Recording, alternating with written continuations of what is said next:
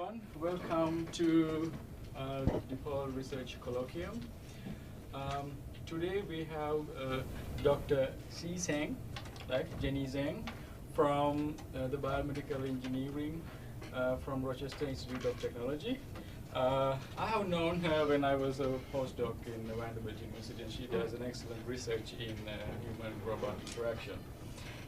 She's got her bachelor's and master's degrees from the Zhejiang University in China in biomedical engineering and pattern recognition and intelligence systems, respectively. And she again got her second master's and PhD subsequently in Vanderbilt University. In Rochester, she leads the Intelligent Interaction, or I2R lab. This interdisciplinary research emphasizes on interaction with robotics, right? Then she applies this knowledge to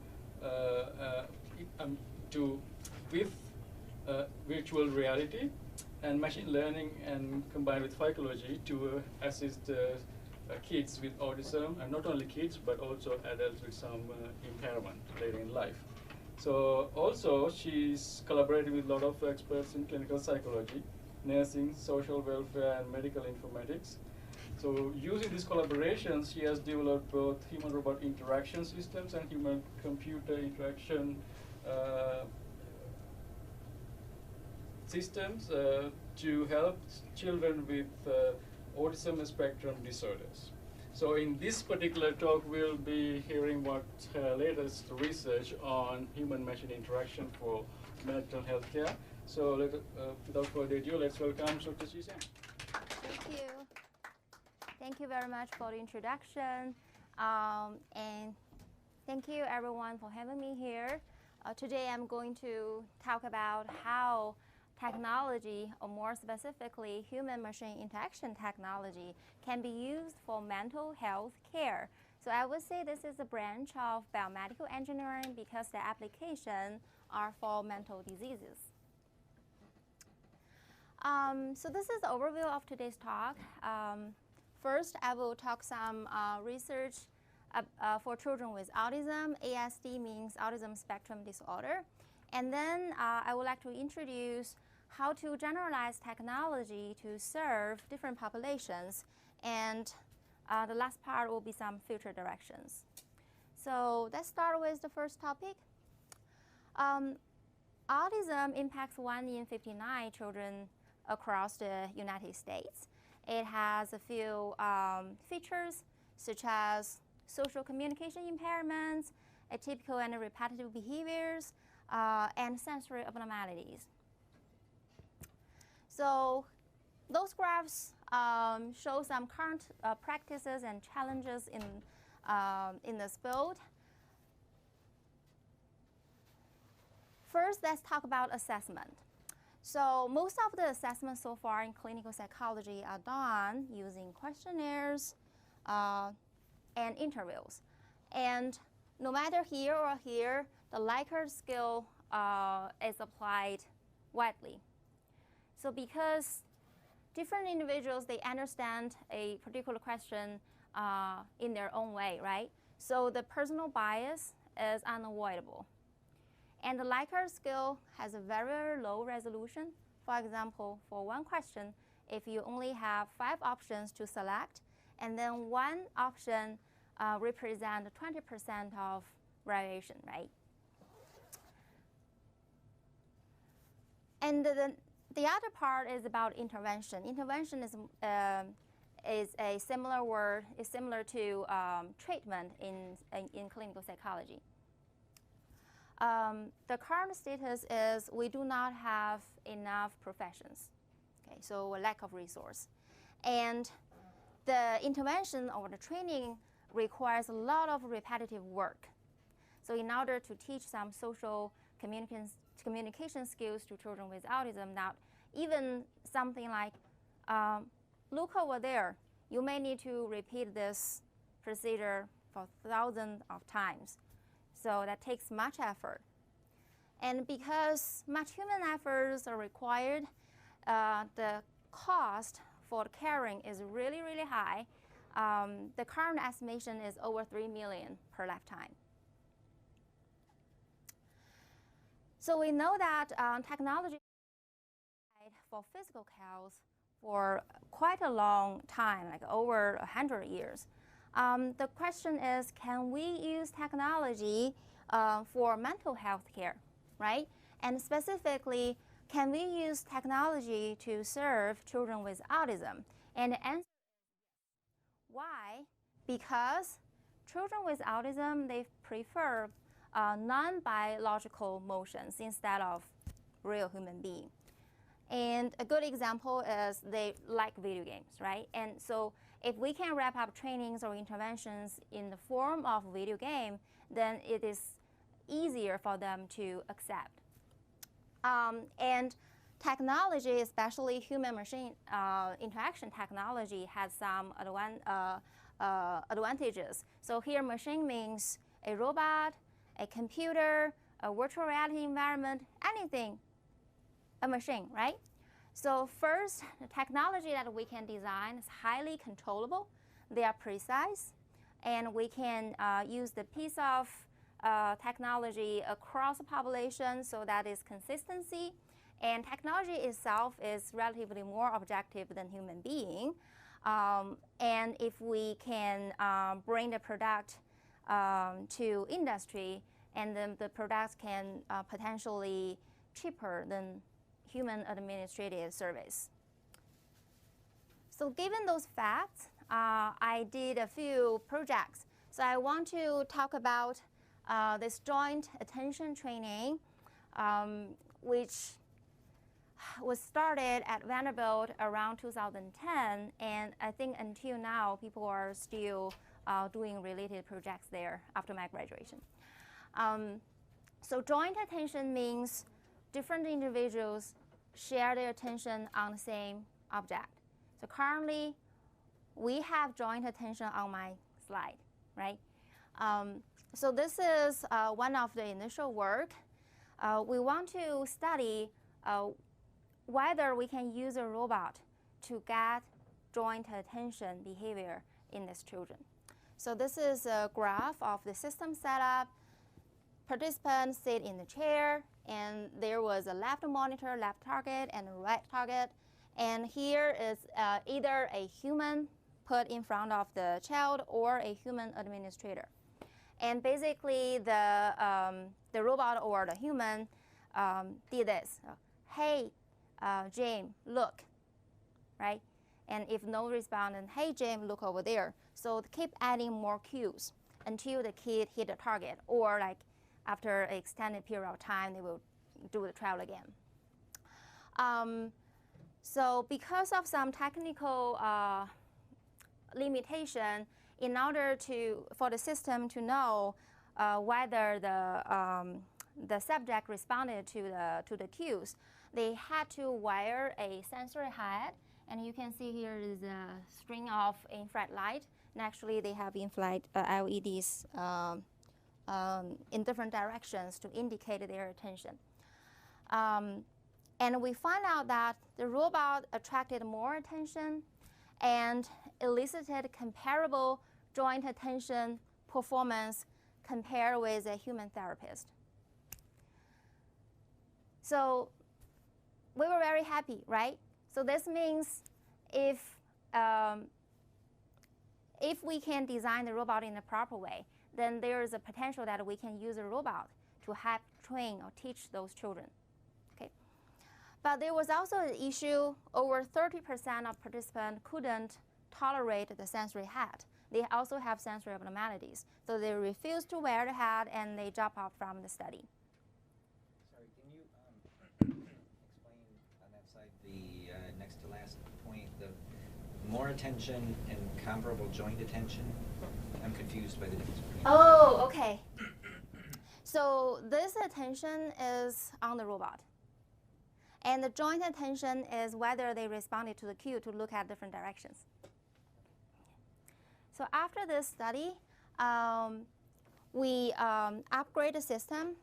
We use the eye tracker to calculate how much time the subject look at the robot. So that's the attention on the robot. Because the eye tracker can work remotely, the child didn't really need to wear a sensory hat. However, the detection range of eye tracker is limited.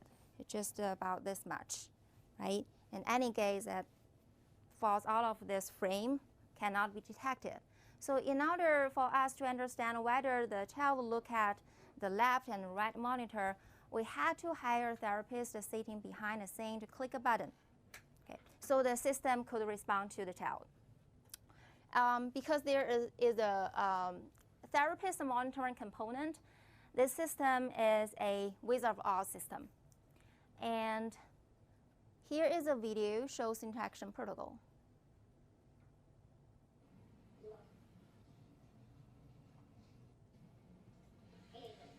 Look over there.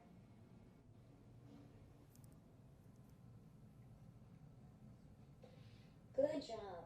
Good job. Where are you? We need some help from you now. So this is called the least to most prompting hierarchy. It's a very widely used method in education.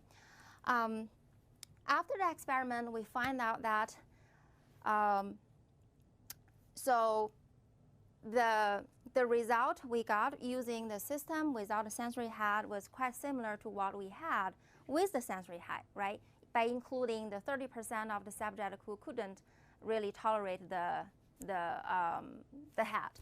And we also included, I think, 4 sessions for each subject. So we could measure whether their initial interest towards the robot lasts across the sessions. And we find out that the initial interest toward the robot did not change significantly. So we were happy. That means the robot can potentially used for longitudinal study, right? Instead of just a new thing that works once and the second time the kids just tend to ignore that. Okay. And after the study, we were thinking about, can we eliminate this Wizard of Oz mechanism?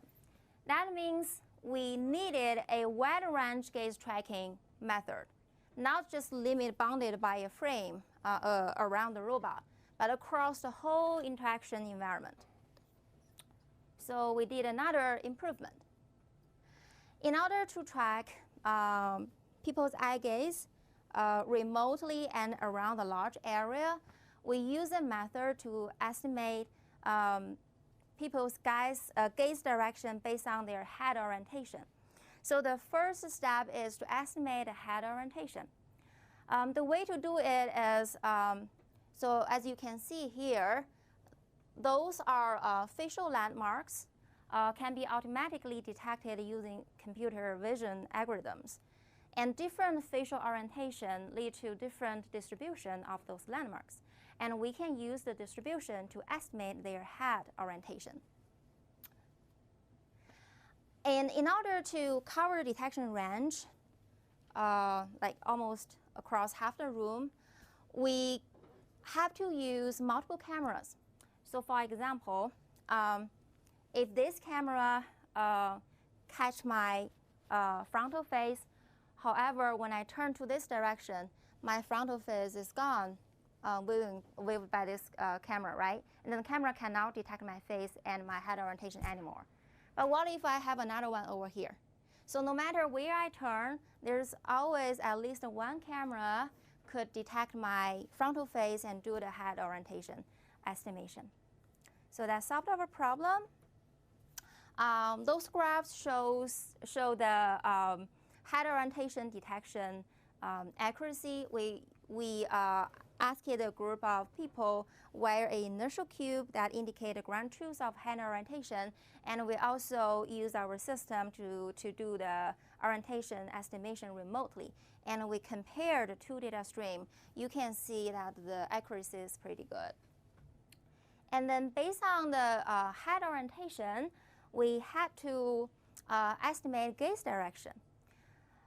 But human beings' gaze direction does not really align with the frontal head orientation if you look all the way to the side, right?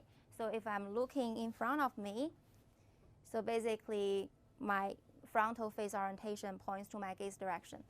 But now I turn to this direction and look to my side. And this is my gaze direction, but my frontal face direction is over here. So there is a large gap. And then how to fill this gap? We did another experiment. We recruited a group of people and we asked them to look at the moving marker, like moving back and forth across the environment. We estimated their head orientation, and because they were staring at a marker, we know their ground truth gaze direction. And we did a regression. That's the curve. Shows the mapping relation between the head orientation and the eye gaze direction. So we use this, because this is just a polynomial function, it's very, very fast to compute, so we can do the experiment in real time. This video shows you how the system looked like after another upgrade. The name of the subject is Beat.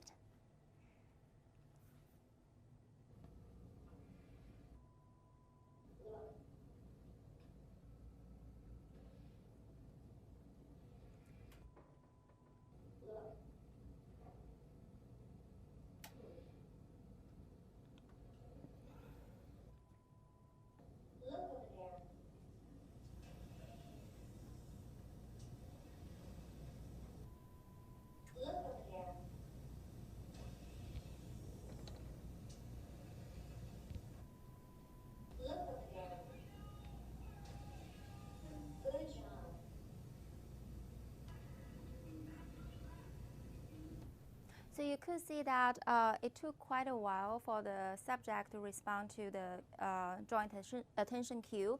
And after a few prompts, from lower prompts to higher prompts, the subject eventually hit a target and got a reward. So that was the working mechanism. Oops. Okay. And here are the main findings. Again, we figured out that the initial interest towards the robot did not change significantly across sessions, but their performance, so basically the lower the prompt level required, the higher the performance, right? And that was improved significantly. The fully autonomous system without any wizard-of-Oz mechanism worked as well as the semi-autonomous system with an eye tracker and a human clicking a button. So those works shows the evolution of our joint attention study. So the question is, what are the most important parts of a successful system? First, we need behavior sensing, such as gaze estimation, right? And we need system control. We have a robot to control. We have two monitors that controlled by programs needs to coordinate with the action of the robot. And we also need interaction logic. In the joint attention study, that means leads to most prompting hierarchy.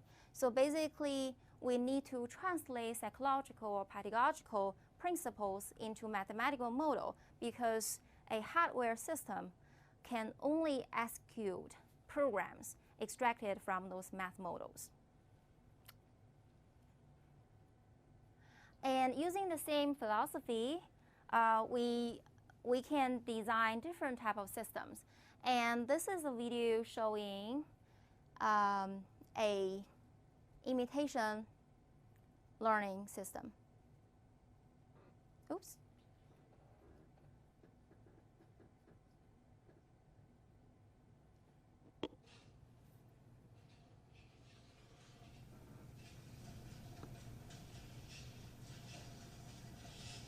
So first, the robot copied the subject's gesture in order to get the subject warmed up and interested in interaction. And then the interaction was in the opposite way. The robot showed some gestures, asked the subject to follow, and if there was something wrong, the robot could recognize and tell the subject where to improve. Like this.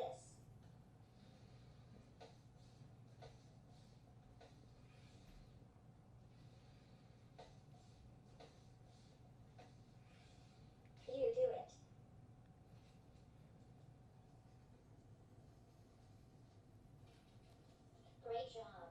And if things were down well, the subject would get a reward. And actually, this program was designed for a very young child, like 3 to 5 years old, but we didn't record video from this angle, so that was me a few years back, demonstrating the system. So here are some major findings from the study. So we can see that for typically developing children, TD means like neurotypical children, there's not much difference about their attention on the robot and versus a human therapist. But for children with autism, they paid much more attention to the robot than the human therapist who did the same thing. And regarding their imitation performance, we find out that the robot could quickly have the subject involved, engaged in the interaction and achieve good score. But it took a while for the human subject to achieve so. And there was no difference among neurotypical children. So after that, I also did a social orienting training. This training basically is a response to name training. Here are 5 monitors. Actually, we can hook up more. The system is scalable. And at any time, a name caller could show up on the screen and calling the subject's name. If the subject responds to the name caller, get a reward. Otherwise, we have attention guiding mechanism. So there was an attention attractor, which was a bouncing ball, would bounce at the current direction of the subject's gaze towards the name caller if the subject had a difficult time finding where was the name caller. And the system was designed for very, very young children. I think we run, the oldest subject was around 3 years old. So the result, again, was very promising. No matter for children with ASD or infants, typically developing infants, they spend the majority of the interaction time looking at those screens, so which means that the system could catch their attention throughout the interaction period. And for children with autism, almost 100% or like 97% of the trials, they could hit the target eventually, find the name caller. And we find a similar result among TD infants. So again, we consider that experiment was successful.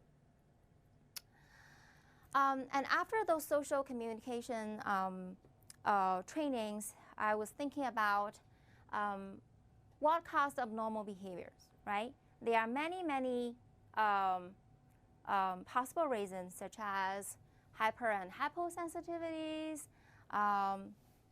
discharge tension, and expression frustration, and those cause the type of autistic behaviors. And if we dig into those reasons, we can find over 80% of children with autism, they have sensory abnormalities. So after graduation, I became an independent researcher. I have my own lab. I started in this direction. And before I introduce my own work, I want to talk a little bit about this work again done at Vanderbilt. So this is something related to sensory abnormality. This was a facial expression recognition study. We use avatars, different avatars, to display different facial expressions and ask the subjects, children with autism, see, hey, which expression, which emotion do you think this avatar is making, right? And we use different physiological signals like blink rate, gaze distribution, skin temperature, skin conductance, PPG, ECG, etc., etc. And we find some very interesting results. This graph shows the gaze distribution on the face, around the mouth part and around the forehead part. So we know that the children with autism, they have a hard time recognizing other people's emotion.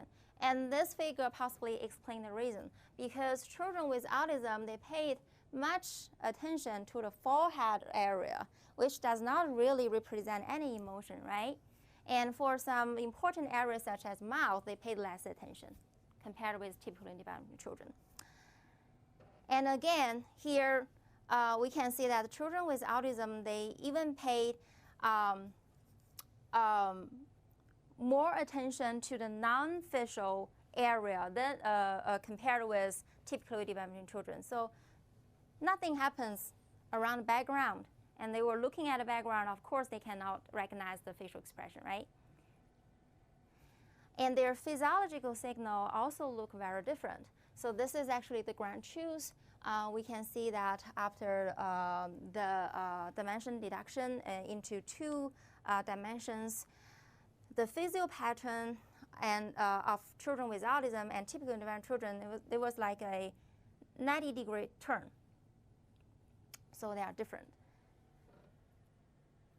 And this is actually something done after I graduate and have my own lab. This is an interactive virtual reality. The subject play a painting game. They could use a haptic robot over here to control a little ball in the scenario. And if they press the ball against the bars over here and slide it against the bar, the color of the bars will be changed. Okay, so that's a painting game, and they could feel the resistance of or the texture of those paths, and yeah. So meanwhile, we have different type of distraction objects rotating in the background, like here, and there, and we find much significant differences. This is one example of the difference. And you can see that in this episode, possibly because the rotating object was very distractive, children with ASD, they try to avoid looking at the rotating object. But we can see that for typical developed children, they didn't really care that much.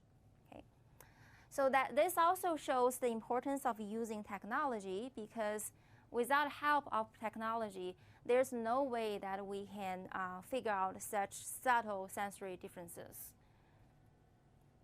And there's another way, like a more mathematical way for us to evaluate the gaze distribution difference. The sparsity basically means how clustered their eye gaze distribution is. So for example, this one will have a lower sparsity, because you can see like many clusters over here. And this one is a random generated noise. And you can see the sparsity here is pretty high.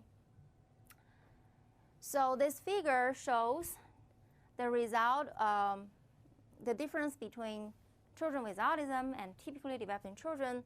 And apparently, the two groups are different, right? So this graph shows that children with autism's gaze during game playing, they are more clustered. They stare at a spot and paint around it, and then switch to another spot and paint around. But for typically developing children, they were like looking back and forth, up and down. So that's the difference. And after those works, we were thinking about autism is not the only mental disorder. There are some other populations also suffer from those psychological issues or mental issues, such as older adults with cognitive mild cognitive impairments. So this is a disease that impacts about 16% to 20% of older adults age 60 and above. And then the next question is, can we use the same methodology for other populations? Can we just borrow whatever we have for children with autism and use it for older adults? Can you give me the answer, yes or no? This is a question for you. Yes. So actually, we can borrow the ideas, at least the philosophies. And then let me change the question a little. Can we use the same model code protocol for other populations? No. We're right this time. So why? Let me show you some other works of my group. This is a facial expression recognition by computer sort of research. We wanted to see if we train emotion classifiers using the children's faces, can we use the trained classifier to recognize adults' facial expressions and vice versa, right? And those are the normalized, the average faces of both children and adults when making different emotional expressions, such as angry and happiness, etc., etc. You can see that from the pictures, there are some differences, but not that apparent, right? However, if you use the standard, the most widely applied method, which is a support vector machine to train classifiers, train the classifiers using adults' data, test the classifier using adults' data, decent recognition accuracy. Children, decent accuracies. Train with adults' data and use that to recognize children's facial expression, decreased accuracies. And train classifier using children's data to test adults' facial expression, completely messed up. It does not work at all. So this shows us we can use similar methodologies, but we have to train specific models and design specific protocols for different populations. So it's not that easy. The technical generalization requires some efforts. This is another example for older adults. So this is a pilot test. We wanted to understand whether different type of activities administered by a humanoid robot were acceptable for older adults. We can see that the older adults, they presented high acceptance of those games mediated by the robot.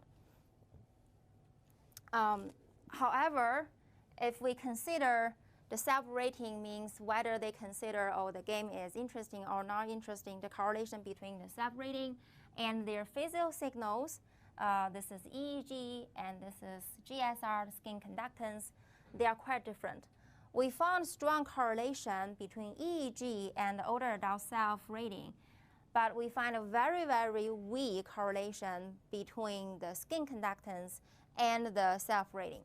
So the skin conductance works pretty well regarding recognize people's mental status and stress and emotional arousals in children with autism. But somehow, for older adults, GSR, the skin conductance, does not work as well.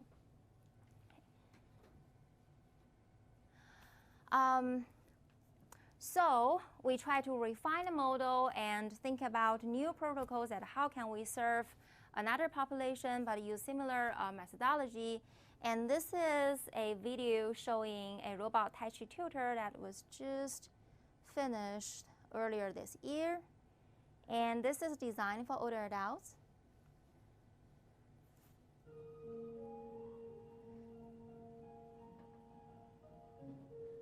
Again, that was me. I just want to demo the idea. But we finished experiments with 20 older adults. So Tai Chi is a popular exercise among older adults. It's a very mild cardio exercise, which is part of physical exercise, and it is also a type of cognitive exercise. And both physical exercise and cognitive exercise are the key factors to prevent cognitive decline. Why? Because physical exercise, they increase the blood flow through the brain. And of course, cognitive exercise is about working memory, episodic memory, and visual spatial processing in Tai Chi. And those are like direct stimuli of cognitive procedures. So here are some initial results that we analyzed. This graph shows the self-rating of the exercise. We asked it a few questions like, would you like the robot to understand your speech, posture, and facial expression, right? So if we want to design a robot for older adults, we want to understand whether they want the robot to be super smart, super intelligent, or like just a robot, not that smart. And the result shows that they don't really prefer it to be super smart. Maybe that feels too creepy, okay? And we asked them, hey, could you follow the robot's postures and could you understand the robot's speeches? And very high. So the highest score is 9, and you can see the average is above 7. So they could follow the robots very well. They accept the exercise. They just don't want it to be like super smart. And considering a robot at home, not really, yeah. So which means that maybe if we want to use a robot for older adults, we shouldn't put it at home, but instead at a community center. And we also care about their performance of mimicking the robot's postures. The highest score is 5. That means like no error. And they achieve 3.5, which is pretty decent, right? For the first time practitioner, 3.5 on Tai Chi exercise. So after the 2 works, I want to talk a little bit about future directions. And before we can dive into the details, we have to think about who are the stakeholders in this research, right? So we are engineers or like technical people. We want to design, we want to produce effective engineering products. That's our goal. And we want to serve patients, right? Because they deserve better treatments. We also want to help caregivers because there is lots of caregiver burden. No matter for children with autism or like older adults, they have their own job, they have to pay bills, they have to take care of daily life of this patient. So that's a lot of work. Can we do a little bit of thing for the caregivers, right? And in order to serve those 2 populations, we have to understand their needs, exact needs, the feasibility of technology, because not everything is possible, right? And the usability. We develop something that's super hard to use, they will not use it. And this type of research also requires collaboration with healthcare providers. And those providers can be clinical psychologists, could be nurses, can be physicians. And what motivates them to collaborate with us, because they also need useful tools and they want to understand the disease better. And the technology definitely opened another door for them to understand the disease that they are focusing on. So that's interdisciplinary collaboration. So in the future, at least in my group, we want to figure out a few things. First, regarding sensory abnormality, there are different types of research. Some research focus on a single sensory modality, such as vision, such as auditory processing, and those 2 are the most popular research topics in this field. Why? Because the stimuli is easier to design, like computer vision, Photoshop, video making, right? And audio signal processing, and those are relatively, the technologies are mature. And also it is relatively easier for us to detect their response, like we can use a microphone around the subject's ear to understand what exactly, what they are hearing exactly, right, over here. And we can use a tracker, which is very, very precise. The accuracy is around 1 degree, super precise to understand their gaze distribution. However, there are some other modalities are relatively harder to investigate, such as taste. We know that many children with autism, they refuse to eat certain food, especially fresh vegetables and fruits. And we know that's about texture and that's about the taste. But exactly what is going on in their mouth, we have no idea. In order to do this research, we will need some flexible and sensitive sensor to put in their mouths, ask them to eat something and detect what is happening in their mouths, right? And also smell, we don't really know. And touch. So touch, there are existing touch works. Those are like more of a passive touch, which means the machine provides some touch, tactile sensation, and let the subject feel. And how about the opposite way, right? If the subject initiates some touch behavior, right, then what happens? What changes when they initiate some like grasping, light touch, firm hold, and we don't really know. And a more important thing on top of this is the sensory integration, because in normal life, we get stimuli from different sensory modalities at the same time, and they coordinate with each other. So this is actually a figure from one of my NIH proposal. So we want to study when stimuli from different modalities happen at the same time, how can we understand the difference between children with autism and typical different children, and how to convey interventions regarding those abnormalities. And another future direction is the skill generalization. This is not about technology generalization. It's more about a child learn some skill from the robot, but eventually we want them to be better interact with a human being instead of the robot, right? So how to transfer the skills they learn from the robot to human being? That is a very interesting research direction. So currently people are thinking about maybe we can introduce a triangle interaction, a robot, the child, a therapist or family member. So the robot initiates some social communication. And then the role of the robot gradually fades away, leaving the two human. So that's the idea, and I think people are actively investigating in this area. And regarding older adults with cognitive impairments, of course, we want to use a robot on virtual reality, whatever machine we can control, to help them do physical and cognitive exercise. And meanwhile, we also want to help the caregiver. We want the caregiver to have a control over the robot in real time.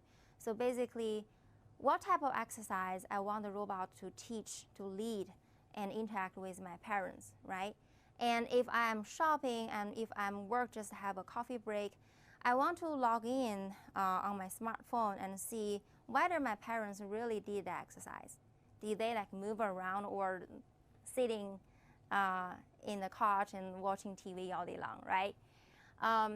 So we wanted to design a smart and connected system that includes a robot and some other technical components like virtual reality and caregiver terminals. Those can help reduce caregiver burden and meanwhile help older adults. This figure looks simple, but if you zoom in and think about what are the technical components in order to implement those things, this is another layer. So you can see a lot of things needs to be designed, and our team is working in this direction. We have most of those blocks finished, and then we are doing integration. And hopefully we will be able to generate some result in a few years. Those are today's presentation, and at the end of today's talk, I want to thank my sponsors, NIH, NSF, Vanderbilt, Michigan Tech, and University of Wisconsin-Milwaukee. Thank you.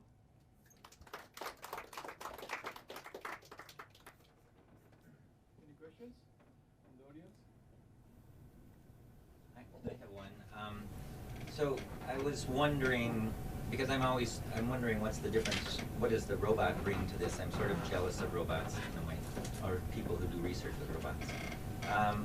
So when you were directing the gaze, you had the robot saying, look over there. Did you ever do that with talking head types of things? I saw you had the facial expression recognition, but did you ever try doing a similar sort of thing with just a monitor which had a face on it that said, look over there? And that's a very good question. And actually, people have done this, the comparison experiment, like almost 2 decades ago. And basically, the results showing that the 3D physical embodiment is very important in terms of social interaction. So there's somehow a substantial difference between screen human interaction and the robot in 3D, real robot interaction with a human.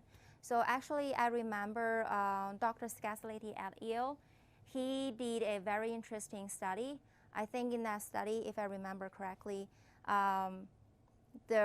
he used a robot to tell a subject, those are college students, to do something, and then for another group, he used a recorded video of the same robot displayed on a screen and telling the students to do something.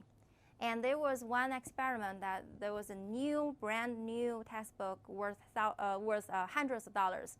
And then if the robot tells the student to throw it in the trash can, and the student just throw it in the trash can. But if it was conveyed using the video, they doubt about it. They were like, oh, really? Such an expensive textbook, you wanted me to throw it in the trash can? So that's the difference. Yeah. Two questions. One of them is actually the extension of Peter's question.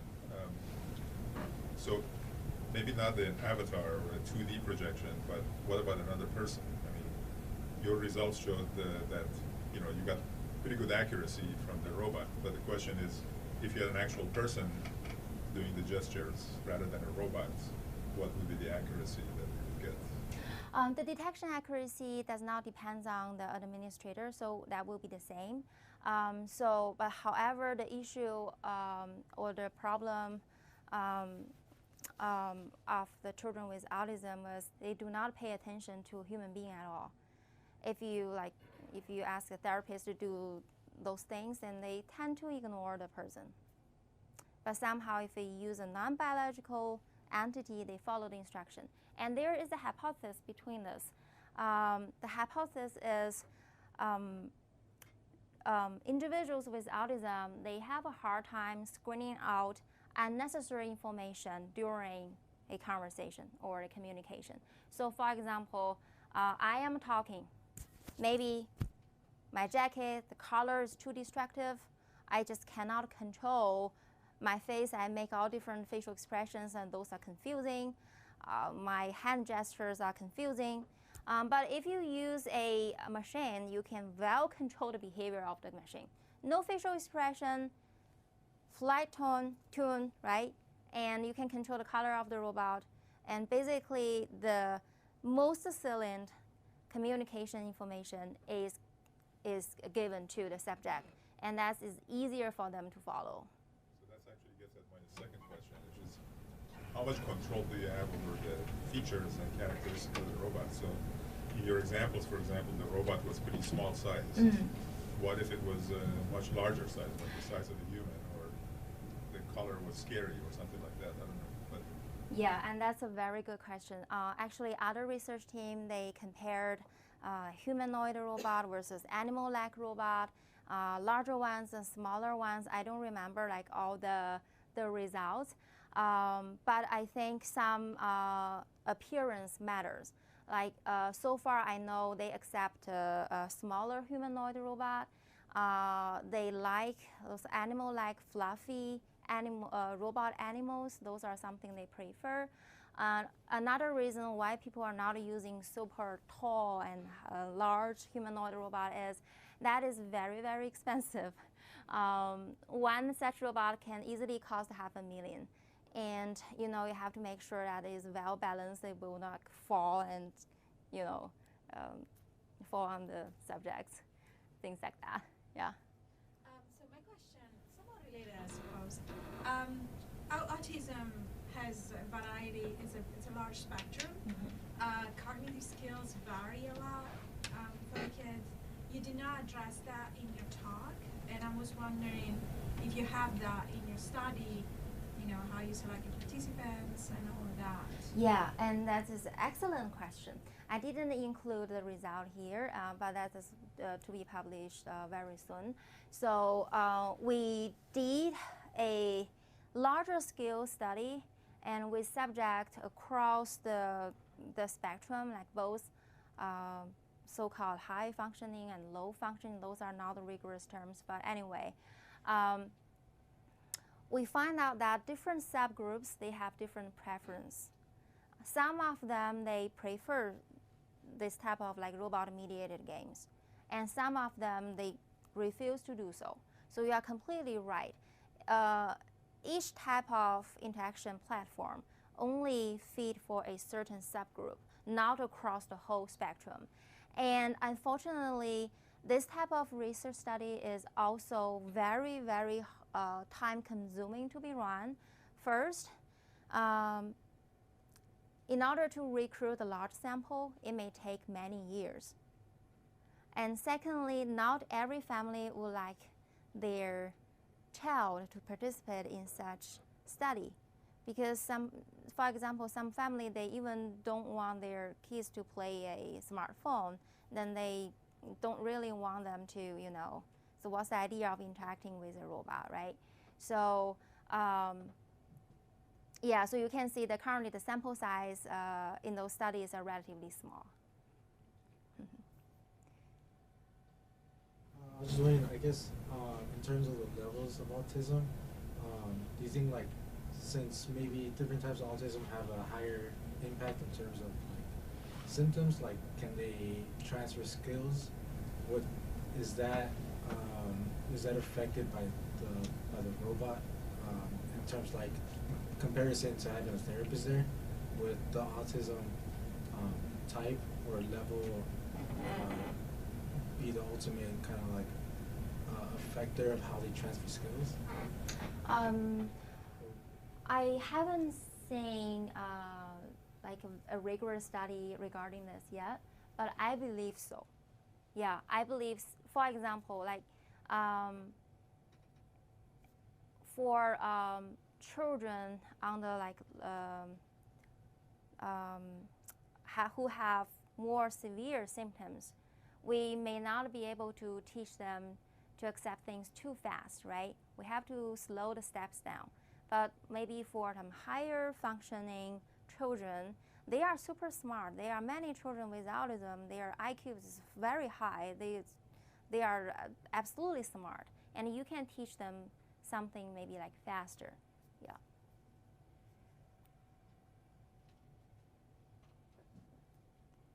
I have one question. Yeah. So you saw this virtual reality experiment where there's a spinning cube or something like that, and you have to do some manipulation.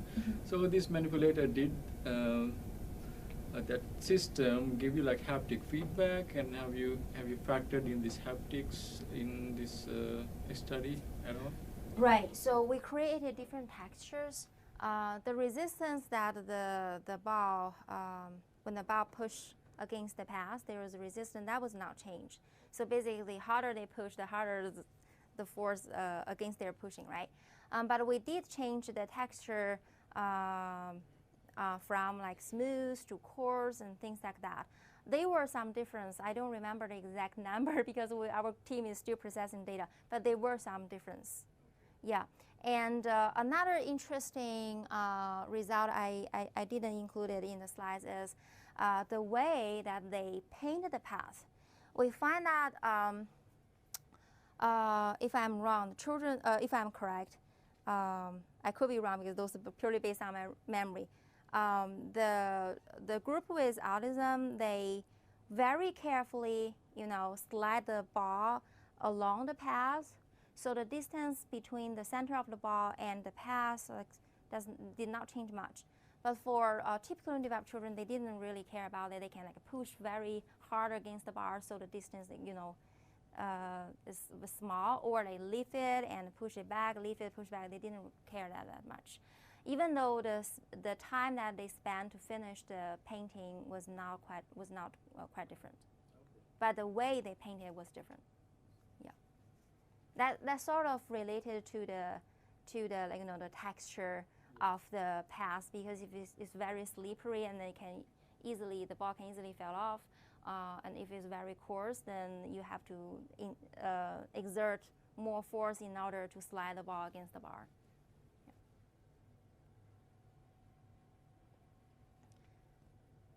Is this currently used in practice in terms of? Sorry? Is this currently used in practice in some way to treat kids with autism? Not yet. Those are basically lab studies happening in my lab. In order to implement those in real life, we have multiple steps to do. First, we have to do more validation experiments, and then like different phase of clinical trials, and then FDA approval, and then we can bring a product for people to use. Yeah, it's like any other medical devices. Mm-hmm. So you had NIH and NSF. What are the programs that's? So I was not the PI or co-PIs of those programs, but I was the research assistant, because I was the graduate assistant supported by those programs. So those are like NIH, I think from NICHD, Child and Human Development, and NSF, I think that was NRI, National Robotics Initiative, if I'm right. Yeah, and some other small support from the institutes.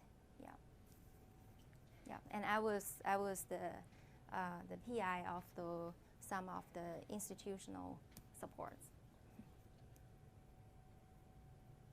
All right, any more questions? All right, then let's thank the speaker one more time. Thank you. Thank you very much.